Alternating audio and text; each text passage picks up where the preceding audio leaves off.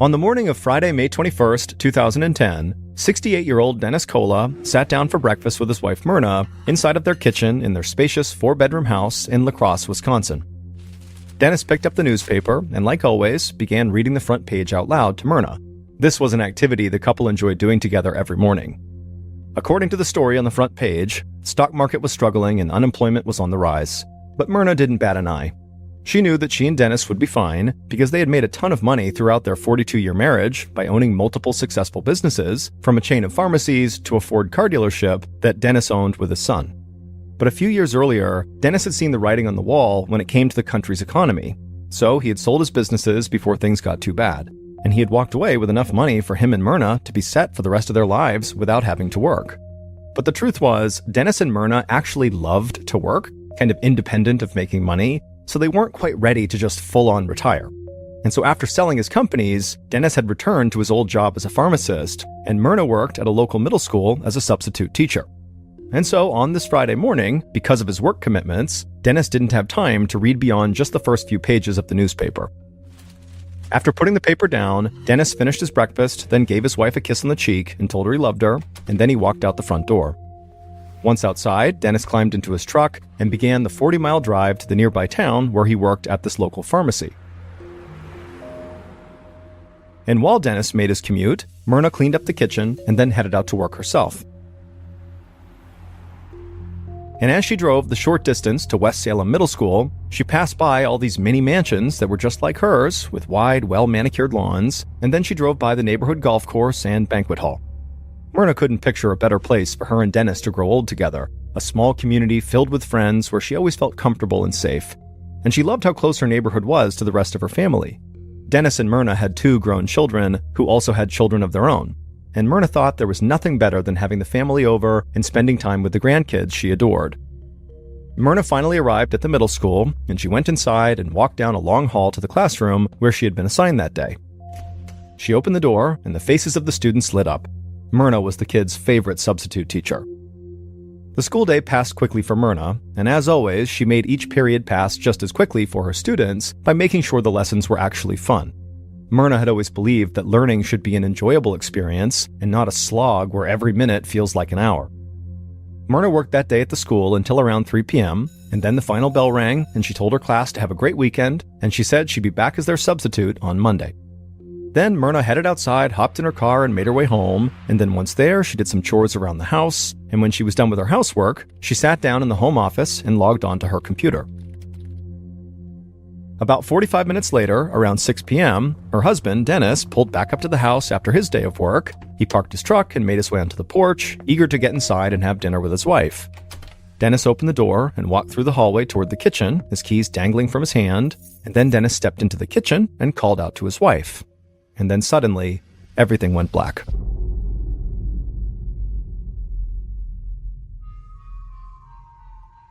Three days later, on Monday at 7:50 a.m., the morning bell rang at West Salem Middle School, marking the beginning of the official day. Students all took their seats in all the classrooms, and the school kind of went quiet as the teachers began their lessons. That is, in every classroom but one. In that one classroom, the chair behind the teacher's desk remained empty, and so the students in that classroom just remained standing up and chatting with each other, aware of the fact that their teacher was not there, but not that worried because they liked having some extra time. However, these students' obvious restlessness caught the ear of an administrator who happened to be walking by the classroom. And the administrator stepped into the room and asked what was going on, and the students said their substitute teacher still hadn't shown up. Concerned, the administrator told the students to wait quietly, and then he returned to the front office to double-check the schedule. This was the class that Myrna Kola had been assigned to teach that week, and apparently she had just not shown up for work and didn't tell anybody. The administrator pulled up Myrna's file and dialed her phone number, but no one answered. So the administrator checked Myrna's emergency contact info, and he found it was her son, Eric. Eric Kola was home with his wife when he got the phone call from the administrator. Eric told the administrator that he had no idea why his mom wouldn't show up for work, but he told him he'd try to get in touch with her and report back as soon as he could. Eric hung up and dialed his mom's cell phone, but it just rang and rang until it went to voicemail. So Eric called his father, who at this point in the morning would have been in his truck on his way to work, and so in theory would have been ready to receive a phone call, but he too did not answer his phone. After both parents didn't pick up, Eric turned to his wife, looking concerned, and said something wasn't right, that this was totally out of character for his parents to just go completely incommunicado. And so Eric called his sister, Cindy, and asked her if she had had any contact with their parents, but Cindy said that she hadn't talked to them since before the weekend. After Eric ended this call, he told his wife that he was just going to go to his parents' house to see what the heck was going on. And about 10 minutes later, Eric slowed his truck to a stop in front of the house, and he saw his dad's truck was out front. Eric parked, walked up the driveway to the side of the house, and he looked into his parents' 3-car garage. And he could see his mother's car, a Mountaineer, was also parked inside, so his parents had to be home. Eric opened the garage with the opener his parents had given him, he walked past his mother's SUV, and then he opened the unlocked door to the house and stepped inside. And as he walked towards the kitchen, he saw his father. Dennis was lying there, motionless on the kitchen floor. Eric ran to his father, and he saw there was a pool of blood all around him. Eric got down on the floor and grabbed his dad's leg, desperately trying to shake him awake. But not only was Dennis unresponsive, his body was totally stiff. And so in a panic, Eric grabbed his phone and dialed 911, and when the operator answered, he told them as best as he could what he had seen, and the operator, who was very calm, asked Eric if anyone else was in the house. And so Eric, who didn't know, began walking down the hall, and when he looked into the office, he cried out. There was his mother, slumped over the desk at the computer. Her skin had turned purple. The operator calmly asked Eric if his mother was still breathing, and Eric replied that no, she wasn't, that both of his parents had to be dead.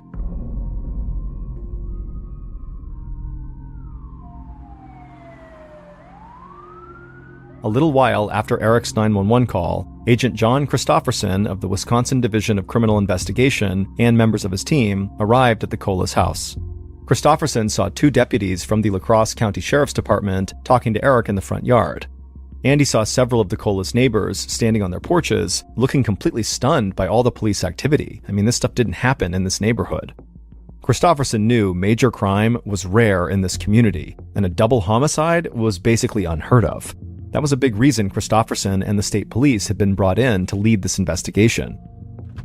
Agent Christopherson got out of his car, walked across the yard, and introduced himself to the deputies and to Eric. And he let them both know that he'd be back soon to ask some questions. Then he led members of his team into the Colas house. The smell of decomposing bodies hit them immediately, and the smell instantly told them that the victims must have been dead for quite a while.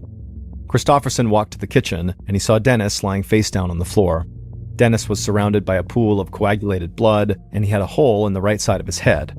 Dennis was still wearing his jacket, and his car keys were clutched tightly in his hand.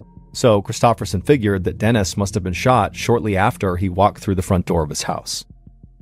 After looking around the kitchen, Christopherson walked down the hall to the office, where he knew the second victim had been found. He saw Myrna's body hunched over the desk. She had an obvious bullet wound in the back of her head, and her left arm was resting on the computer keyboard, as if she had been typing when someone walked up behind her and shot her.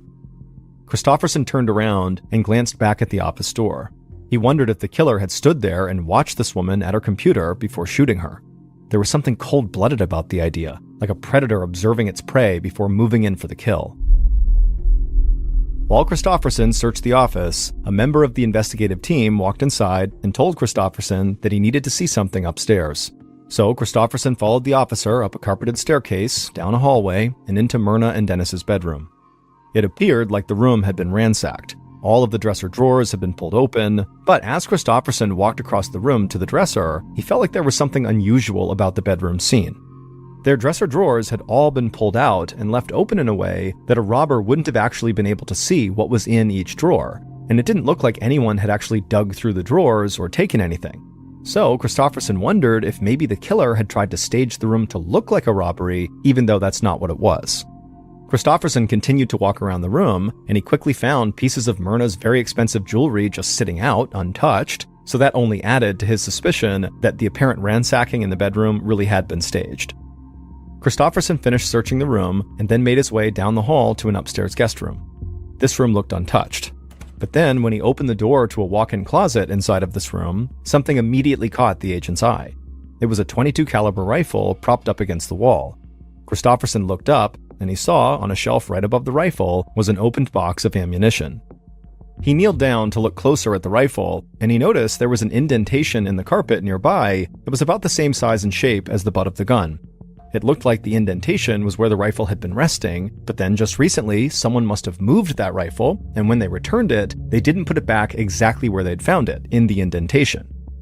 Christofferson had a member of his team bag the rifle and the box of ammunition and book them into evidence. Then Christofferson headed downstairs and outside and joined the deputies who were talking to Eric. After telling Eric how sorry he was for his loss, Christofferson said, "Look, I have to ask you right now about what you know, because this is a murder investigation and this needs to move quickly." And so he asked Eric when was the last time he saw his parents alive. Eric said it had been Thursday night, so 4 nights earlier. He had stopped by the house to help his mother do laundry and to help his father replace some boards out on the deck. And before Eric left, Eric told Christofferson that his father had said to him, "I love you, son." And Eric had said back, "Yeah, I love you too, Dad." He said that was the last time they actually spoke. Eric did tell Christofferson that weekend he had tried calling his parents to invite them to a cookout, but they didn't pick up, so he left a voicemail, and his parents didn't call him back, but he didn't think it was that big of a deal because he knew his parents had plans with friends that weekend. After hearing this, Christofferson asked Eric if he knew of anyone who might have access to his parents' residence. Eric said he couldn't think of anyone specifically, but he did say his parents often kept their doors unlocked. This didn't really surprise Christofferson because that's how safe this community was. But now he wondered if maybe someone had exploited that sense of security and just slipped inside the house through an unlocked door. As Eric continued to speak with Christofferson and the other police officers, Eric's sister, Cindy Cowell, arrived at the property. And as she walked across the yard towards them, Christofferson could tell she'd been crying. After Cindy walked over to them, she gave her brother a hug, and the two of them did their best to comfort each other and also to provide any additional information that might help. But neither of them could think of anyone who might have had a motive to kill their parents. And so this double murder was turning into a total mystery.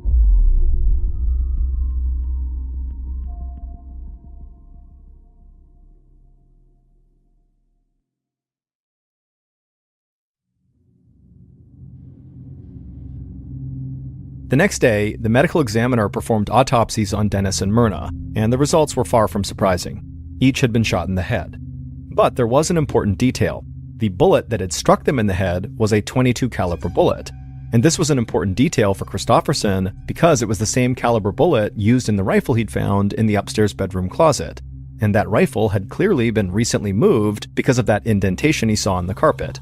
And Christofferson thought that if that rifle was the murder weapon, then the killer had to have known Dennis and Myrna well enough to know where they kept that gun. Christofferson wanted to develop a timeline of the Cola's last day. However, the autopsies did not pinpoint the exact times of their deaths, so he still wasn't even sure what day they had died. But one thing he did know was that Myrna had clearly been using her computer when she was killed, so his team sent Myrna's computer to a forensic data lab where the hard drive could be analyzed for timestamps. And this data revealed that Myrna had begun using her computer at exactly 5:14 p.m. on Friday, May 21st, and her very last keystroke was made at 5:41 p.m. that same evening. And so Christofferson believed that 5:41 p.m. on May 21st was the exact time of Myrna's death. Then Christofferson, using this information, figured out when Dennis had left work on that day and how long generally it would take Dennis to drive back home. And based on this, Christofferson concluded that Dennis most likely got home around 6 p.m. So he estimated that Dennis's time of death was about 20 minutes after his wife's death. So at this point, Christofferson knew that the Colas had very likely been killed in the early evening of May 21st, 3 days before they were actually discovered. And also, based on the timeline, whoever had shot Myrna had very likely waited inside of the house to then kill Dennis when he walked inside. Christofferson knew that Dennis and Myrna were well off financially, and they had multiple investments and life insurance policies with very big payouts, so money had to be considered as a potential motive. And investigators soon learned that the beneficiaries of Dennis and Myrna's life insurance policies were their kids, Eric and Cindy, and they stood to inherit over $700,000 each.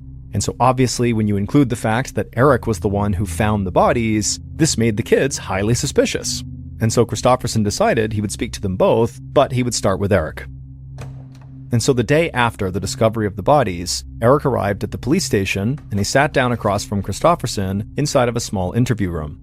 And Eric appeared to be very grief-stricken, but at the same time, Christofferson could tell Eric was eager to help. He spoke in a cooperative tone and never came across as defensive.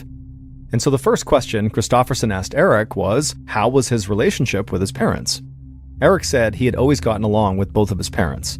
He said his father was a great business partner because they worked at that car dealership together, and also they played golf together all the time. Eric said he also made a point to see his mother as much as he could and also help her out around the house because she refused to slow down even though she was almost 70. After that, Christofferson asked Eric to walk him through what he did all day on Friday, May 21st, which is again the day that Christofferson believed the two victims were killed. Eric said that day he spent the morning and afternoon doing what he normally did, day trading. Day trading is a form of securities trading where the trader buys stocks and other assets and then sells them the same day, taking advantage of price fluctuations that occur between the opening and closing of the trading day. And Eric would say he was actually a pretty successful day trader, often pulling in between $7,000 and $10,000 a month. The only downside being that it required him to sit at home on his computer for hours and hours on end. After he finally got up from his computer, he left his house to meet up with his friend to help grout and tile a shower. He said he was with that friend until about 5:30 p.m., and then he went to pick up his wife at home because they were going out to celebrate their 16th wedding anniversary. Now, to this point in the interview, it was very cut and dry. Eric is doing his best to be composed, but at this point, Eric just suddenly shook his head and began laughing. Christofferson was very surprised at this and asked, did I miss something funny? Eric stopped laughing and said, it's not really funny, but I had known about this day, our anniversary, for a long time. We had planned it all out. But as I was going back home that day, I actually realized I totally forgot to buy an actual anniversary gift. And so Eric would explain that he stopped at a retail store called Shopko to buy his wife a hanging plant because he knew his wife loved hanging plants, and he also knew the exact type to get her.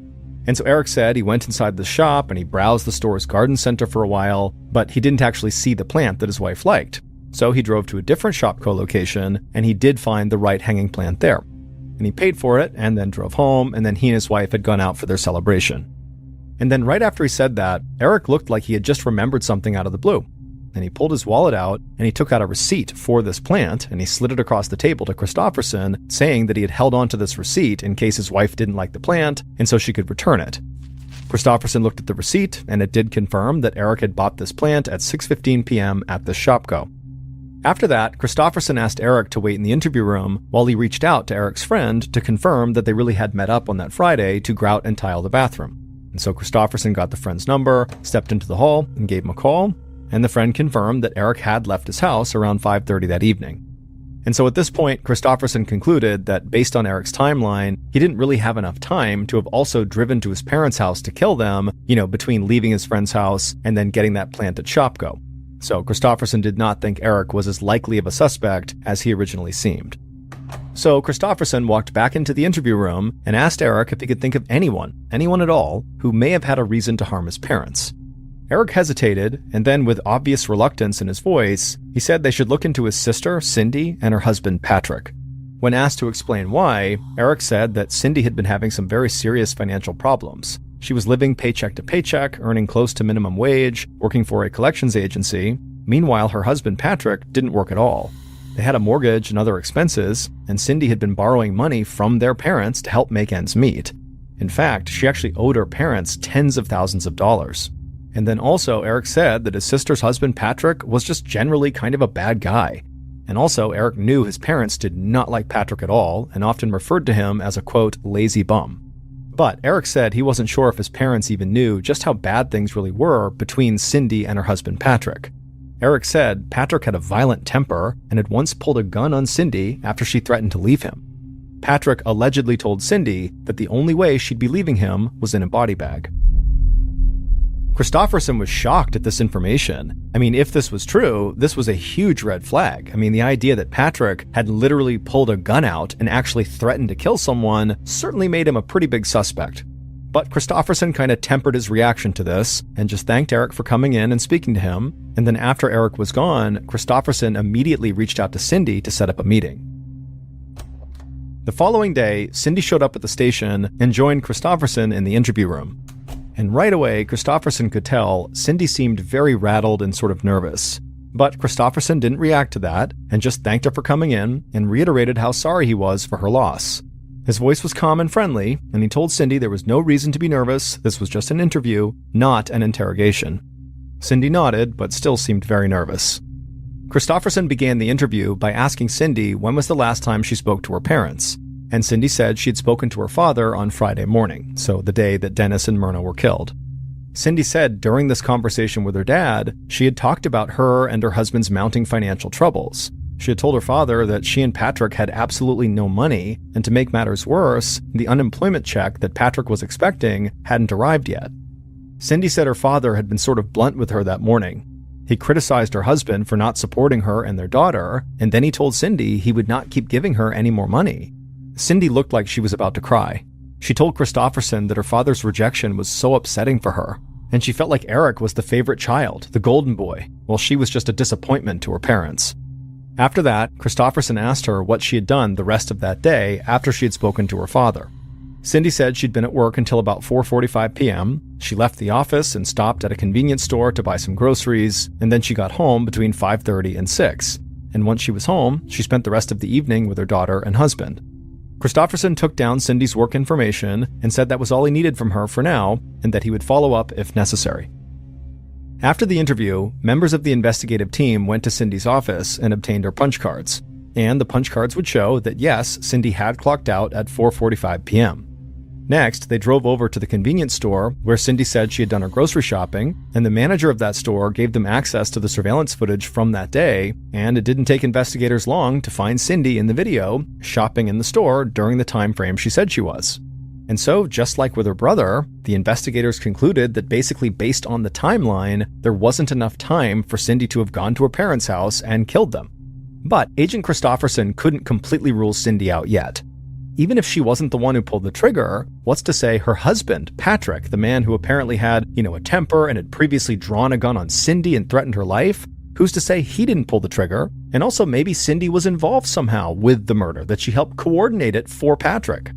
But before Christofferson jumped to that conclusion and brought Patrick in and really drilled him hard on what he was doing on that day, he first wanted to check to see if Eric's description of Patrick was actually accurate. And what Christofferson learned was Patrick had apparently cheated on Cindy at some point, he abused drugs, and he had difficulty holding down jobs. And because he was currently unemployed, he had a lot of free time and not a lot of money. Christofferson also learned that Myrna did not like Patrick so much that she had warned Cindy that if she stayed married to Patrick, there's a chance that she would just deny her getting her inheritance, that basically Patrick could not touch this money, and that was the reason she wouldn't be getting it. And Patrick was definitely aware of this, and also he was aware that Cindy's parents were apparently about to cut them both off financially. And so it did seem like Patrick had more motive to want Dennis and Myrna dead than anybody else.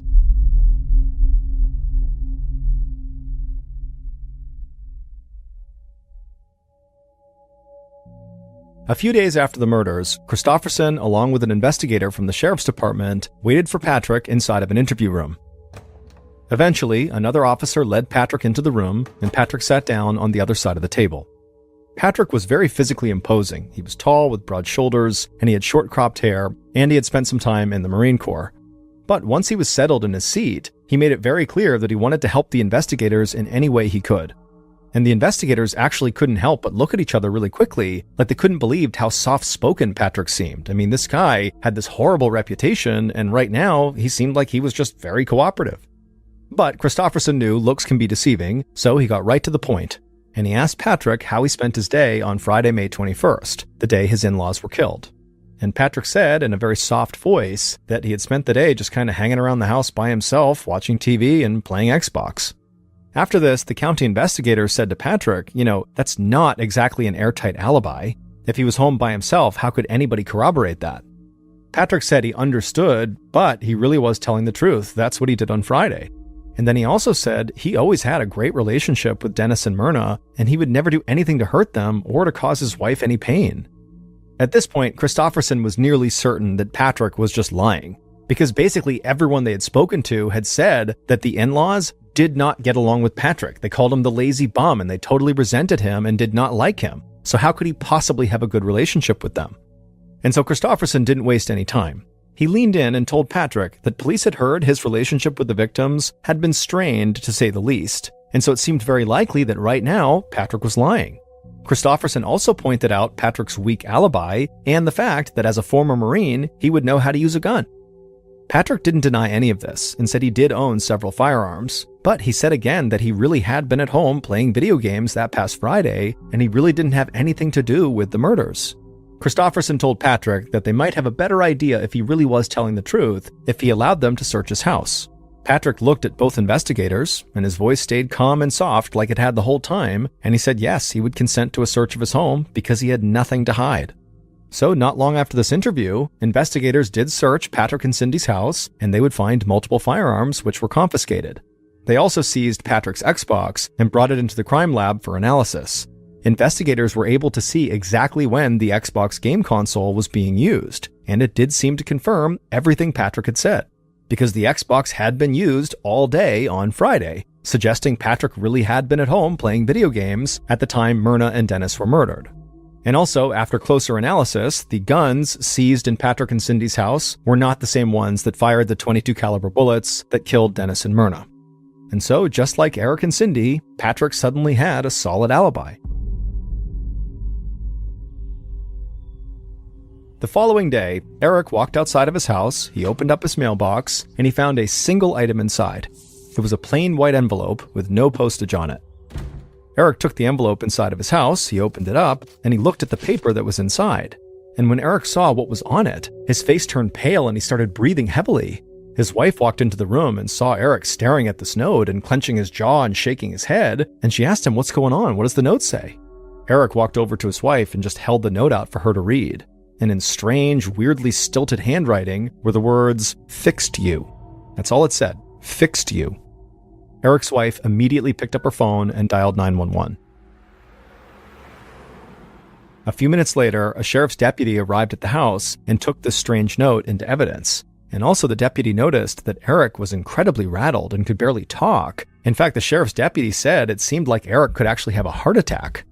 And as Eric tried to catch his breath, he would tell the deputy that he believed his parents' killer wrote this note, and somehow those two words, "fixed you," meant they were coming for him and his family next. The note forced Christofferson to view this case from a totally new angle.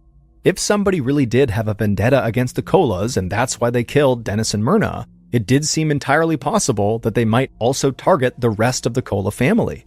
And so that possibility obviously put way more pressure on Christofferson and his team to solve this case quickly. But the only thing that Christofferson kept coming back to that just seemed like it had to be at the heart of this case was money. Not only did Dennis and Myrna have property, investments, and huge insurance policies before they died, but also Eric had been a successful day trader and had lots of money too. So Christofferson decided he would dig deep as he could into the family's finances, hoping that might point him to a potential killer. And so back at the station, Christofferson and a forensic accountant dug through stacks of Dennis and Myrna's printed bank statements, and also they reviewed the couple's most recent online banking transactions. And as they looked at that recent online activity, something absolutely shocked them. And at first, Christofferson literally couldn't believe what he was looking at, like this had to be a mistake, because it was something so outlandish, it just shouldn't have been there. There was a transaction made on May 22nd, 2010, the day after the murders. The transaction showed a check that was cashed from Dennis's account for $50,000. Now, the name on the signature line of the check was Dennis Cola, but it was the name on the account that this check had been deposited into that really caught the investigators' attention. And suddenly the whole focus of the investigation shifted. Police immediately served a search warrant on this particular person's house, and inside they found a pair of plain white envelopes very similar to the envelope that Eric had found in his mailbox that contained the words "fixed you" on it. And when those envelopes were compared to the one that Eric had received, they contained the same manufacturing defect, proving that the envelope containing that "fixed you" note had come from this individual's house. Then a forensic document examiner looked at that $50,000 check, and he quickly determined that Dennis's signature on this check was a forgery. What's more, the forged handwriting perfectly matched the handwriting on the "fixed you" note. And so now Agent Christofferson was very confident that the person who wrote that note and then also forged the check was Dennis and Myrna's killer.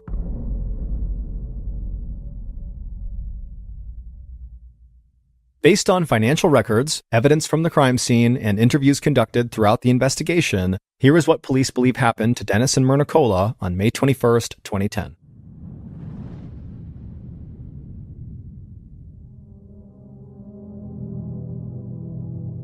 Around 5:30 p.m., the killer, who was inside of the Cola's house at this point, slowly walked down the hallway in the direction of the home office. They watched Myrna from the hall until they were sure she was totally preoccupied with what she was doing on her computer. Then the killer slowly walked upstairs, entered one of the bedrooms, opened the closet door, and lifted the .22 caliber rifle from where it was resting on the floor. They also reached up and grabbed some ammo from the box on the shelf, then loaded the rifle and walked back downstairs. Then the killer made their way back to the home office, and they looked inside and saw Myrna was still preoccupied with the computer. And so the killer stepped forward into the room, they raised the rifle, aimed it at Myrna's head, and then pulled the trigger. A .22 caliber bullet lodged in Myrna's brain. She died instantly, slumping over her computer, with her fingers still near the last keys she had pressed. Confident that Myrna was dead, the killer crossed the room and closed the blinds. Then they walked back into the hallway, went down to the kitchen, and sat down at the table, and began to wait. About 20 minutes later, the killer heard Dennis's truck pull up outside. The killer heard the sound of the truck door opening and closing, and then the sounds of footsteps getting louder as Dennis approached the front of the house. At this point, the killer slowly got up and moved towards the back of the kitchen and put their back against the wall, sort of out of view, and continued to wait. A moment later, the killer heard Dennis's footsteps now inside of the house, his keys jangling in his hand. Then the killer saw Dennis walk into the kitchen, and immediately they raised their rifle, aimed it at Dennis's head, and fired. Dennis was dead before he even hit the ground. The killer stared at the body on the floor, and then walked back upstairs and returned the rifle to the closet, failing to notice they were not placing it in the exact spot where it had been before. After that, the killer walked to Dennis and Myrna's bedroom and opened up the dresser drawers to make it look like the home had been robbed. Then the killer opened up the drawer on the nightstand, tore out a check from Dennis's checkbook, and then wrote themselves a $50,000 check and forged Dennis's signature. The killer slipped the check into their pocket, walked back downstairs, left the house, and drove to a Shopko store to buy a hanging plant for an anniversary gift, making sure to keep the receipt to help corroborate the alibi they knew they would need. Dennis and Myrna's own son, Eric Kola, had been their killer. It would turn out Eric had only visited one Shopko store that day to buy a plant, not the two stores like he had told police. And so when detectives obtained the surveillance footage from the Shopko Eric claimed to have visited first, before going to the second one and buying the plant, well, they expected to see him browsing the garden center in this first shop, but the investigators spent hours and hours reviewing the footage from multiple cameras inside and outside the store, but there was no trace of Eric anywhere. And investigators knew that if he had not gone to that store and only went to the second one, well, he would easily have enough time to kill his parents. And so his alibi began to fall apart. And then, when investigators delved deeper into the Kola's financial records, they found that forged $50,000 check, and it was made out to Eric. And then also, when investigators began probing Eric's personal finances, they quickly discovered that Eric had been lying to them. Eric was not raking in $7,000 to $10,000 a month from day trading as he claimed. In fact, he was in serious financial trouble. His day trading had been successful in the beginning, but then the economy had tanked, and Eric's financial position plummeted, leaving him desperately broke and $150,000 in debt. But Eric continued keeping up appearances. He drove luxury cars, spoiled his kids, and retained membership at an exclusive country club. He presented himself to friends as this financial wizard, but all the while, he was actually borrowing huge sums of money from his father and then losing it on the stock market. Investigators had learned from Dennis's colleagues that Dennis was an extraordinarily generous man, the kind of guy who would give you the shirt off his back if he thought you were in need. But Dennis's generosity had its limits. He had reached the end of his rope with his kids because he had given Eric hundreds of thousands of dollars, and he had helped pay Cindy's mortgage while her husband sat at home unemployed playing video games. And in fact, only days before the murders, Dennis had told a work colleague at the pharmacy that he was officially cutting off his children financially. Enough was enough. When police confronted Eric about the forged $50,000 check, Eric explained that his father had given him a blank check the day before he was killed, and Eric had deposited it on Saturday, having no idea his parents were dead. But police didn't believe that, because Dennis had just told his colleague that he planned to stop giving his children money. So police searched Eric's home, and they found the envelopes that matched the envelope from the Fixed You note. Eric had written that note himself and put it in his own mailbox. And so by this point, police were very sure Eric had killed his parents, and they had enough probable cause to arrest him. Police believe Eric Kola murdered his mother and father just so he could use the inheritance money to pull himself out of debt. The case against Eric was entirely circumstantial, but it was strong enough that a jury found him guilty on 2 counts of murder, and he was sentenced to 2 life terms without parole. Eric did not receive a dime of his parents' estate, but his 2 children did inherit $740,000, which they split between them. Eric continues to maintain his innocence. Around 8:30 p.m. on December 29, 1972, passengers inside of JFK International Airport in Queens, New York, heard over the intercom that Eastern Airlines Flight 401 to Miami was now boarding. About 30 minutes later, all 176 passengers, which included the 13 crew members, had made it on board, and then at that point, the 13 crew members began making their final preparations for takeoff.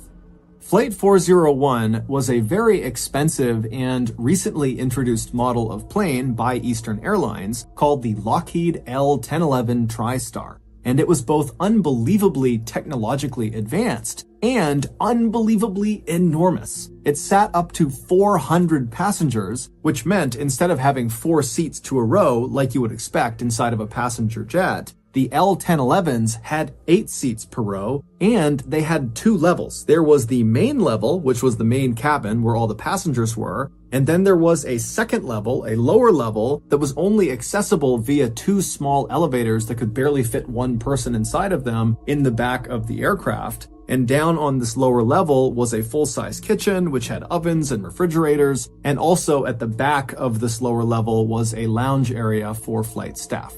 The pilot that night was Bob Loft, who was a strikingly handsome 55-year-old man with over 30,000 hours of flying experience, which for reference is a ton of flying experience. Captain Bob was known as a perfectionist who exuded confidence and who was cool under pressure. After Bob had boarded the aircraft, he had made his way right into the cockpit, which is the very front of the plane where the pilots fly the plane, and he had sat down in the customary captain's seat, which was the front left seat. And then after he had sat down, his 10 years younger first officer or co-pilot, a man named Bert Stockstill, had joined him in the cockpit and sat down in the customary co-pilot seat, which was directly to the right of Captain Bob. And so after the pilot and co-pilot were both seated, the remaining 2 members of that night's cockpit crew came into the cockpit. Now, normally in most passenger jets, there were only 2 seats in the cockpit, but because L-1011 planes were so massive, there were 4 seats in the cockpit.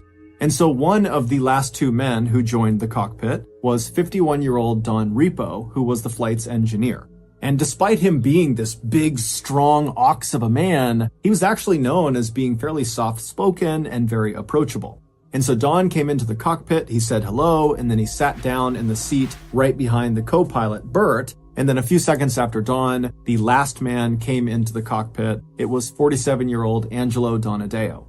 Angelo was not actually part of that night's flight crew. However, he was an employee of Eastern Airlines, and that night he needed to get to Miami, and so the company had put him on Flight 401 and sat him in the 4th and final seat in the cockpit, right behind Captain Bob. Around 9:10 p.m., all pre-flight checks had been completed, all passengers were seated, as was the crew, and so Captain Bob began taxiing over to the runway. 10 minutes later, at 9:20 p.m., Captain Bob pushed the throttles forward and the plane began to take off. A few minutes later, and Flight 401 was airborne up in the night sky over New York, headed south towards Miami. For the next 2 hours, this flight was completely normal. In fact, it was so normal that one of the passengers, named Jerry Escow, actually wrote a letter while he was on the plane, telling Eastern Airlines how great their airline was and how smooth this flight was. His plan was, once they landed, to mail this letter to Eastern Airlines. But at 11:32 p.m., so 2 hours and 12 minutes after takeoff, this flight would go from being very routine and normal to being anything but. At 11:32 p.m., Captain Bob began his approach to Miami International Airport, but when he lowered the plane's landing gear, his co-pilot Bert noticed they had a problem. L-1011 jets, like 401, have 3 pieces of landing gear. They have wheels that come down under the left wing, they have wheels that come down under the right wing, and they have wheels that pop out of the nose of the plane. And each of these pieces of landing gear has a corresponding little light bulb, a green light bulb inside the cockpit, that once that piece of landing gear comes down and locks in place and is ready to be landed on, its green light will go on inside of the cockpit. But when Captain Bob lowered their landing gear, his co-pilot, Bert, noticed only 2 of the lights came on. The one that did not light up was the nose landing gear. Now, Captain Bob and the other men in the cockpit, when they saw this issue, they immediately assumed it had to be the light bulb itself that was faulty, not the actual nose landing gear, because this plane was brand new, it had been checked before they left, so the likelihood of the nose landing gear being faulty was incredibly slim. And so Captain Bob, while maintaining his approach towards Miami International, he retracted the landing gear, and then once it had come back into the plane, he just lowered it again, thinking this time all 3 lights would come on. But once again, once the landing gear was deployed the second time, still the nose landing gear light did not come on. And so frustrated, Captain Bob hopped on the radio and contacted Miami Air Traffic Control and told them that he could not confirm his landing gear was actually safe to land on, and so they would have to circle around for a bit in the sky and get it figured out. And so Miami Air Traffic Control acknowledged what Captain Bob said and then directed Captain Bob to fly out over the nearby Everglades, which is a massive wetlands area in Florida, and to stay out over the Everglades away from other traffic until they fixed the problem. And so once Flight 401 was out over the Everglades flying in a circular pattern, Captain Bob and his co-pilot set the plane to autopilot so that it would maintain a constant altitude of 2,000 feet and a constant speed of 200 miles per hour. And so once the plane was all set, Captain Bob and his co-pilot Bert began fiddling with this front nose gear indicator light bulb, which they were convinced was faulty. And so they started by pressing on the light, and when that didn't work, they began twisting it, and when that didn't work, they actually pulled the light bulb off the panel and kind of blew the dirt and grime off of it, and then they jammed it back into the panel, but as soon as they did, not only did it not go back on, but they realized they had put it in sideways, and so they couldn't actually get it out again. And so now they're thinking, this light's not going to go on at all, we need to find another way to make sure the nose landing gear has come down. And so Captain Bob at this point is totally frustrated, and so he turns around and he looks at Don Repo, the flight engineer who's sitting right behind the co-pilot, and he tells Don to go down into the hellhole and directly inspect the front landing gear himself. So the hellhole is a space right below the cockpit, and the way you get to it is through a trap door in the floor in the center of the cockpit.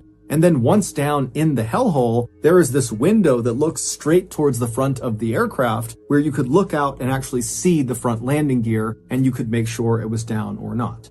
And so Don Repo, he gets out of his seat and he opens up the hellhole trap door and he makes his way down below. Meanwhile, 2,000 feet below Flight 401, a 43-year-old man named Robert Marquise, along with a friend of his, were looking for frogs in the Everglades riding around on Robert's airboat. An airboat is a flat-bottomed boat with this huge fan on the back of it that propels it forward. It's popular in the Everglades because the water depth is so shallow. At points in the Everglades, the water's only a couple of inches deep.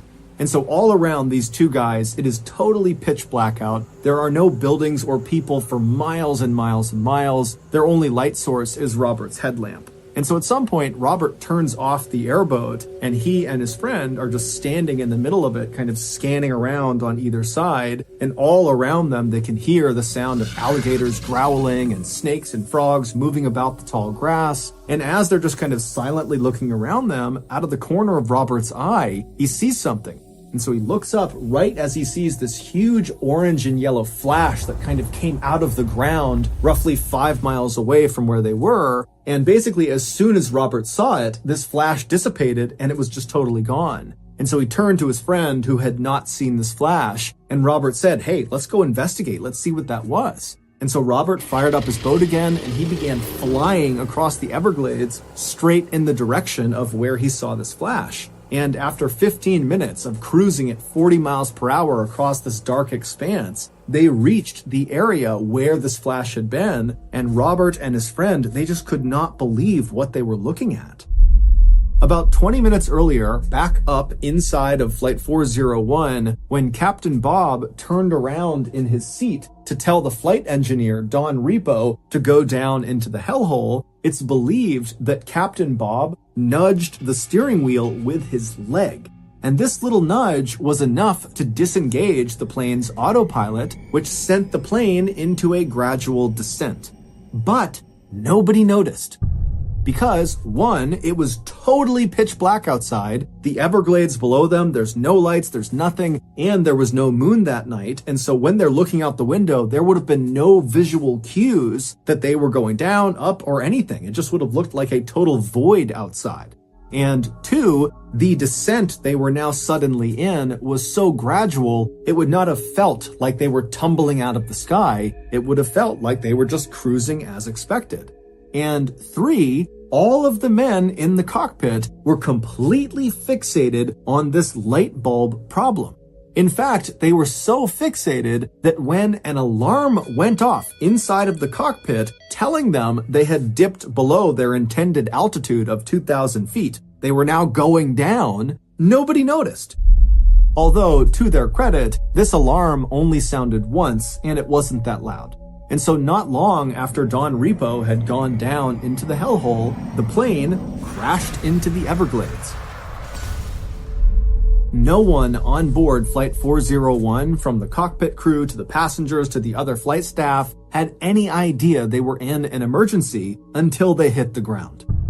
And when they hit the ground, the plane exploded, and that was what Robert Marquis saw when he looked up and saw that yellow and orange flash.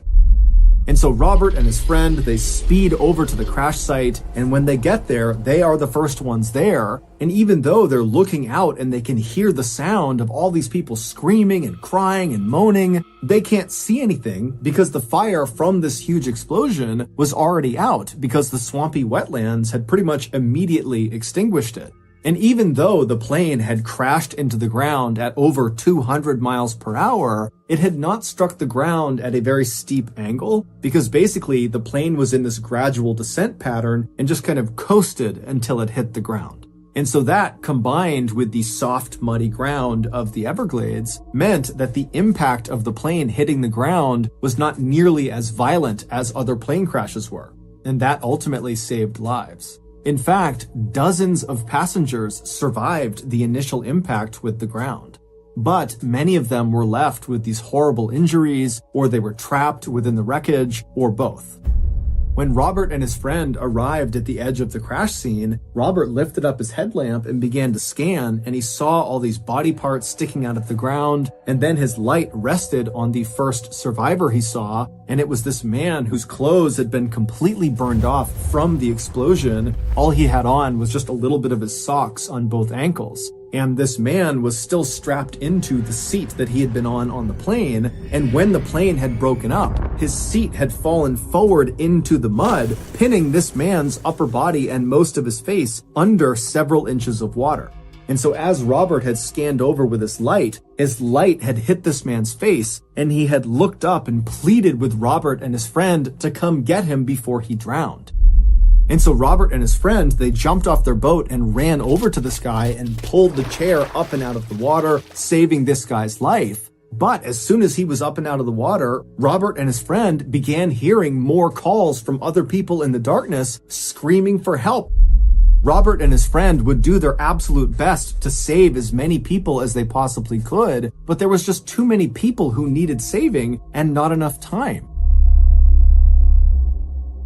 About 30 minutes after Robert and his friend had arrived at the scene, the Coast Guard showed up in helicopters, and they, along with Robert and his friend, would spend the entire night pulling as many people to safety as they possibly could. By the time the sun came up on the following day, there were no other survivors left to save. All told, 99 people perished and 77 survived. Amongst the dead were Captain Bob Loft and his co-pilot Bert Stockstill and their flight engineer Don Repo, who had gone down into the hellhole. Amongst these survivors was Angelo Donadeo, the fourth man in the cockpit, as well as Jerry Ascow, the man who ironically had written that letter to Eastern Airlines saying how wonderful that flight had been. A major investigation following the crash would confirm that the reason Flight 401 went down was because of a number of factors, most notably human error. The investigation would also confirm that the nose landing gear was working perfectly fine. The light bulb not coming on was a result of the light bulb being burned out. Following the investigation, Eastern Airlines would make every effort to compensate both the survivors of the crash and also families of those who were killed in the crash. Eastern Airlines would also make major changes to their training for their pilots and co-pilots and anybody that was ever going to be in the cockpit to ensure this type of disaster never happened again. But this was not the end of the story for Flight 401.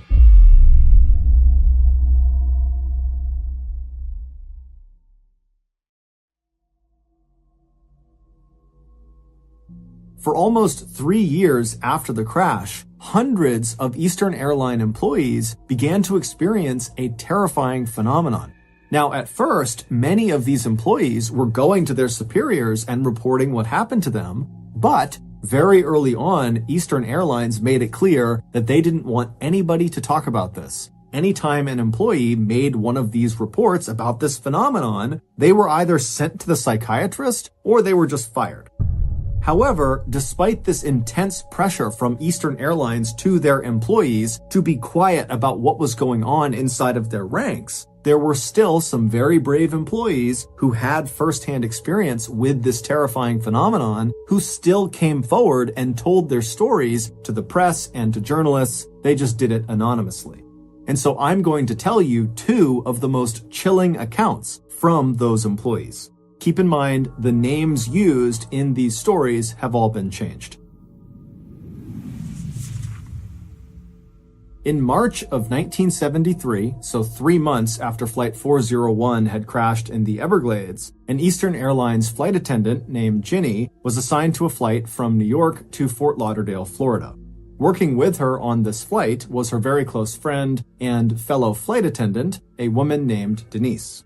Neither of these 2 women were on Flight 401 when it crashed. The plane these 2 women would be working on their flight to Florida was called number 318 by Eastern Airlines, and it was an L-1011 just like Flight 401 had been. In fact, plane number 318 actually had some original parts from Flight 401 on it, because it would turn out after that huge investigation was done on the crash, the investigators discovered lots of parts from Flight 401 were still in pretty good shape. And so after rigorously testing them and ensuring they did really work, those parts were actually installed on other L-1011 jets in the Eastern Airline fleet.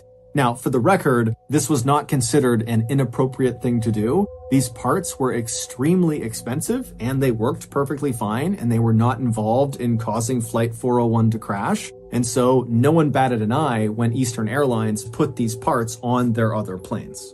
So Ginny and Denise, along with several other Eastern Airlines flight attendants, board plane number 318, and after takeoff, the flight attendants began going through the very long and drawn-out process of getting food and drink for the nearly 200 people on board the flight.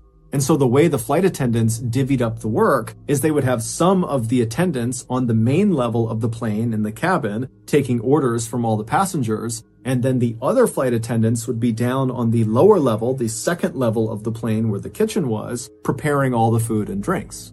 And so at some point during this process, Denise, who was up on the main level helping with taking orders, realized she didn't have anything to do. She had taken all the orders she could, and so she decided she would head down to the second level, to the kitchen, where her good friend Ginny was, to see if she could help her. But ironically, as Denise got in the elevator in the back of the plane and began heading down to the second level, Ginny, who was on the second level, discovered she did not have anything to do. She'd already prepped her cart, and so she had gotten into the other elevator and began going up to the main level to see if Denise needed any help. And so the 2 women literally passed each other in their elevators, but didn't see each other. And so once Ginny arrived at the main level, the cabin level, she got off the elevator and she walked down the aisle and she began asking around to the other attendants if they knew where Denise was. And they would tell her, oh, she just left a minute ago to go down to see you. And so after a couple of minutes, Ginny would leave the main level and go back down the elevator to the lower level to find Denise. Now, to understand what happens next, you need to have a basic understanding of the layout of the second level. So when you come down on either of those two elevators, when the doors open, you'd be looking down a stretch of hallway, basically the length of the plane from the back towards the front. And when you stepped off the elevator, you'd be stepping into the middle of the kitchen. Now, the kitchen was very, very cramped, and on the left side was a row of ovens that were all stacked up against each other, and then on the other side, on the right side, was a row of cabinets and cupboards. If you were to walk down the kitchen straight towards the front of the plane, you would eventually reach a wall that separated the kitchen to the lounge area, and there was a door slightly off to the right side on this wall that you could walk through to get into the lounge. So if you were standing in the kitchen and looking in the direction of this door, you wouldn't really be able to see into the lounge area because, again, the door was kind of off to the side. You would have to actually go over to the door and poke your head through to get a full unobstructed view of the lounge. And all the lounge was a couple of sofas and chairs kind of arranged in a circle. So Ginny has gotten back in the elevator and she's made her way back downstairs to continue looking for Denise. She gets down to the lower level, the doors open up, and she looks out into the kitchen, and Denise is not there. In fact, the kitchen is totally empty. And the door leading into the lounge area is shut, so she can't even see in part of the way into the lounge to see if anybody is in there. But the second Ginny stepped off the elevator into the kitchen, she immediately had this powerful sense that Denise was definitely down there somewhere on the second level with her, probably in the lounge area that she couldn't see. And because Ginny felt so confident that Denise was down there, she actually didn't start by calling out for Denise or walking to the door, opening it up, and looking into the lounge to make sure Denise was there. Instead, Ginny just turned to the left and went to the ovens and began preparing food for the attendants upstairs. And as she's making these plates of food, Ginny would periodically look over at the closed door leading into the lounge, kind of expecting it to open up at any point and see Denise walk out. But after a couple of minutes, no one had opened the door from the lounge, and Ginny was thinking to herself, I'm making quite a bit of noise over here. If anybody was down here, wouldn't they come out of the lounge and just see who it was? And because Ginny, again, had this really intense feeling that she was not alone down there, she began to think, wait a minute, is Denise playing a practical joke on me? Is she hiding in the lounge? Or is she hiding in one of the cabinets on the right side here, and she's going to jump out and grab me? And so the second Ginny began thinking about that, she became really paranoid. And so as she's making this food, she's pretty much constantly looking over at the door or kind of scanning behind her, waiting for Denise to launch out and scare her. But again, after several more minutes, Ginny didn't see anybody come out of the lounge and none of the cabinet doors opened up. It was just her down there. However, the longer she stayed down there, the stronger that feeling got that someone was in the room with her. And so now she can't even make her food. She's completely turned around, just scanning all around the kitchen, really at this point hoping Denise jumps out to scare her. And when Denise didn't do that, Ginny just began walking over to the door that would lead into the lounge. And so when she reached the door, her heart was racing like mad. She reached down to the handle, she turned it, she pushed it open, and she poked her head in real quick, and there was no one in the lounge. But immediately, the second her head was in that room, that feeling that someone was down there with her spiked, and she got chills all over her body. And she ran into the back of the lounge and looked behind all of the chairs and sofas, praying at this point that Denise was going to be down there. But after looking all over the back of the lounge, there was no one there. And so finally, Ginny turns around and she's totally racked with fear. Because now she's on the very far end of the lounge. There's no one in the lounge. She knows there's no one in the kitchen. And here she is still getting that sensation that she was not alone down there. But she has to go all the way back across the lounge, through that door, into the kitchen to get back to the elevator so she can escape. And so Ginny almost instinctively moved immediately to the left side of the lounge and put her back up against the wall to make sure no one could be behind her. And then she began slowly inching her way along the left wall towards the door that was now open that would lead back into the kitchen. And as she's slowly shimmying along, her view of the kitchen is getting bigger and bigger and bigger. And the whole time she's thinking, I'm going to see someone in the kitchen because this sensation that someone is down here with me is not going away. But when she finally gets to the door and crosses into the kitchen, there's still no one there. And so she makes a run at that point to the elevator. She starts hitting the button. And as she's hitting the button, she's turning around and she has that awful feeling that someone's right behind her. And then finally the cart comes down. She hops inside the elevator. She shuts the doors. She hits the button and she begins going back up.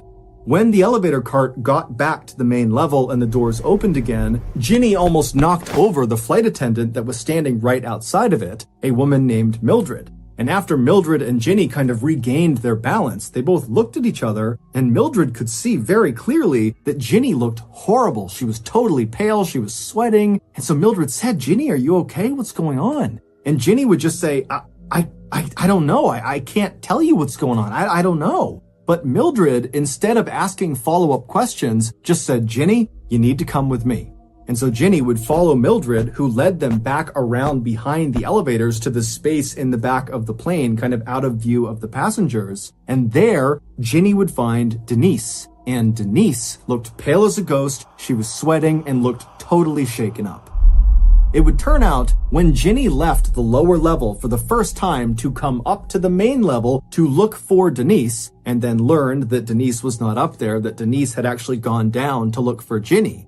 In those few minutes that Ginny was up on the main level before she went back down again to continue looking for Denise, Denise was on the lower level. And Denise would say when she got off the elevator into the kitchen, there was no one down there, but immediately she believed Ginny had to be down there because of the strong sense that she was not alone down there. However, when she opened up the door to look into the lounge, she didn't see anyone and it totally spooked her. She shut the door, she ran back to the elevators, and she went back upstairs. And as she was going up in her elevator car, who, once again, passed her in the other elevator car? Ginny. And so once again, the two women did not see each other. And so these two women, who had never experienced anything like this before in their lives, had nearly identical experiences, totally independent of each other, just a couple of minutes apart in the exact same space. It was just too many coincidences for them to totally write it off. And so that was a big reason why they felt like they had to come forward with their information. 1 month later, plane number 318, the same plane that Ginny and Denise had had their frightening experiences on, was at Newark Liberty International Airport in New Jersey, undergoing pre-flight checks from its crew before its flight to Miami that morning. After most of the checks were done, the passengers were allowed to board the plane, and then after it seemed like most of the passengers had arrived and taken their seats, the senior flight attendant, whose name was Sis, began counting the people on board the plane to make sure they had everyone. And after counting up and down the rows, she realized their head count was off by 1. They had one too many people. And so when Sis began recounting, she actually quickly identified the discrepancy. Sis was standing in first class in the aisle, and as she was counting down the left side of first class passengers, she noticed there was an Eastern Airlines captain seated in one of the seats. And so immediately Sis thought, oh, okay, I don't recognize this person, but since he's in uniform, he must be deadheading. Deadheading is a fairly common practice for airline employees where if they need to be on a particular flight but are not physically at the origin airport, they will just hop on another company flight that happens to be going to the airport they need to go to. And at least in the 1970s, it was not uncommon for employees not necessarily to tell the flight staff until they were literally on the plane, because these employees would just check the manifest, see if there were openings, and then climb on board.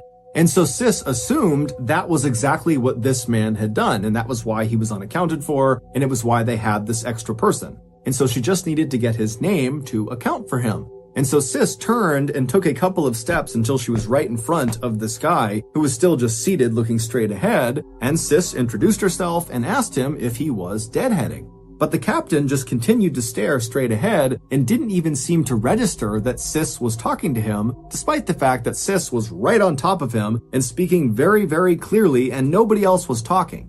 And so Sis, who was aware of the fact that this guy clearly should have heard her, just kind of waited for a second and then just asked again, hey, what's your name? I need to make sure that you are in fact deadheading. But again, this captain just sat there without moving and didn't remotely react to Sis. Now, by this point, another flight attendant named Diane had looked over and actually saw Sis having this strange interaction with this Eastern Airlines captain. And so Diane walked over and listened as Sis, for a third time, tried to get this guy's attention, but he still did nothing. And so Diane and Sis, they start looking at each other like, what do we do about this? And at some point, Sis just says, okay, I'm going to go tell the captain, he can deal with this. And so Diane stayed in the aisle next to this silent seated captain while Sis turned and walked towards the cockpit, and she told the captain, whose name was George. And so George, he leaves the cockpit with Sis by his side, and they start walking down the aisle back towards where this guy was and where Diane was. And by the time they get there, 6 other passengers kind of in the general vicinity had noticed something strange was going on. And so they were all kind of turned around in their seats, looking at this captain who was sitting there, and Diane and Sis and George kind of waiting to see what was going to happen. And so George and Sis, they walk right up alongside Diane and this seated silent captain, and George immediately crouched down to get a good look at this guy's face. Because again, this captain is just looking straight ahead with a hat on, and so no one had really looked at him yet. And so George kneels down and he sees this guy's face for the first time, and he falls over and goes, "Oh my God, that's Bob Loft!" The same Bob Loft who had died on Flight 401, the captain of Flight 401. George had known Bob really well and knew exactly what Bob looked like. But before Bob, Sis, Diane, or the 6 other passengers that were all watching could do anything, the seated, silent captain that looked exactly like Bob Loft vanished into thin air right in front of all of them. And immediately, these 6 passengers on board the flight that saw this happen became hysterical. They could not understand what they had just seen. People are screaming and crying, and George, Diane, and Sis, they were very shaken at what they saw, but they knew they were in charge of this flight. And so they tried to calm down the passengers, but then very quickly, they organized a search of the plane because they're telling themselves, no one can just disappear into thin air. This guy has to be somewhere on the plane.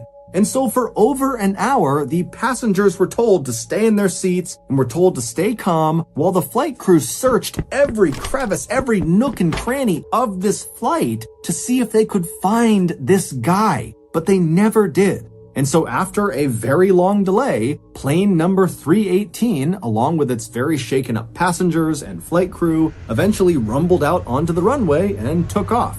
When they landed in Miami, the first thing George, Diane, and Sis all did is they went in and filed a report about what they had seen, about this vanishing person. But Eastern Airline didn't do anything about their reports. In fact, the logbook where these reports were kept was conspicuously missing a couple of weeks later when some other employees of the airline heard about this vanishing person and wanted to read the reports themselves. And when these employees went to their superiors and asked if they could get this logbook, the answer from the top was, George, Diane, and Sis never filed those reports. There was no vanishing person. This whole thing is a bunch of crap.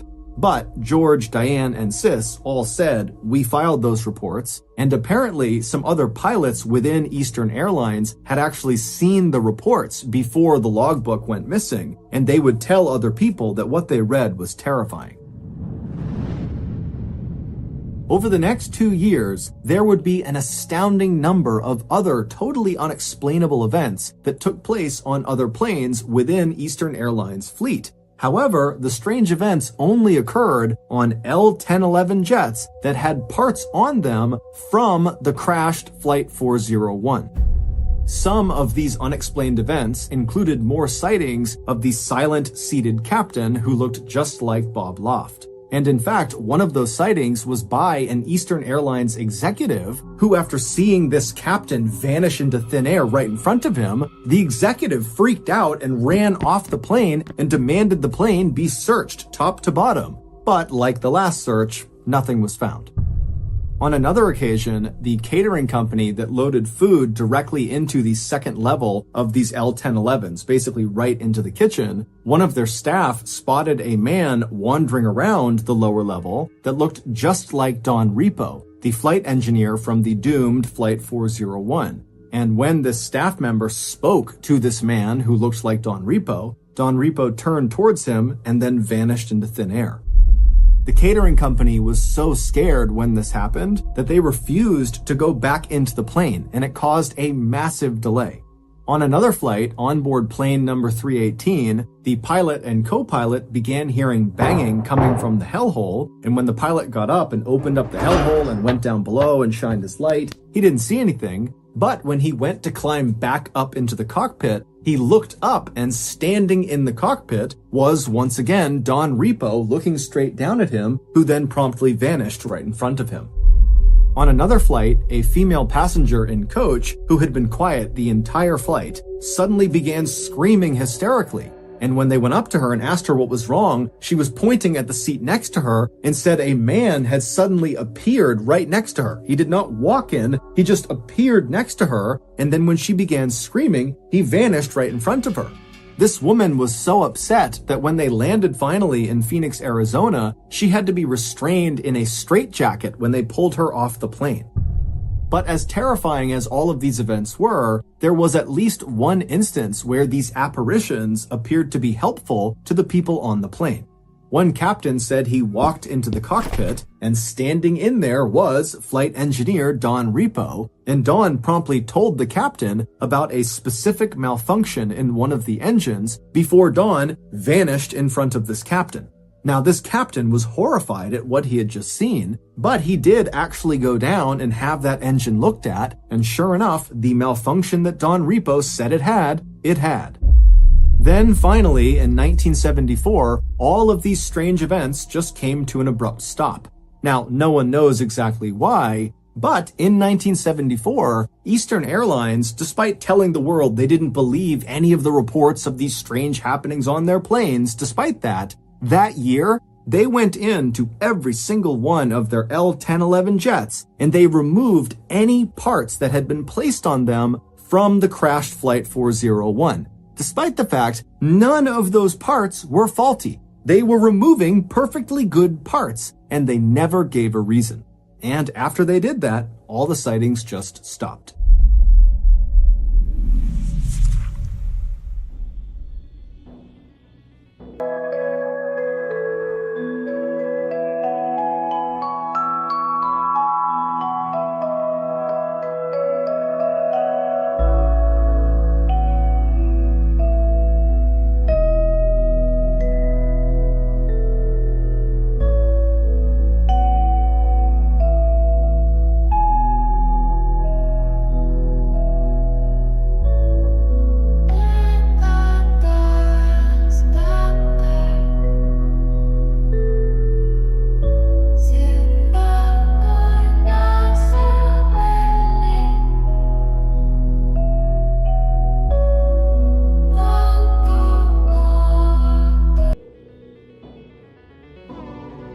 Thank you for listening to the Mr. Ballin podcast. If you got something out of this episode and you haven't done this already, please invite the Amazon Music follow button to a Ouija board session, and once everyone's fingers are on the pointer, ask if anyone likes the Amazon Music follow button, and then subtly move the pointer over no. This podcast airs every Monday and Thursday morning, but in the meantime, you can always watch one of the hundreds of stories we have posted on our main YouTube channel, which is just called Mr. Ballin. Consider donating to our charity. It's called the Mr. Ballin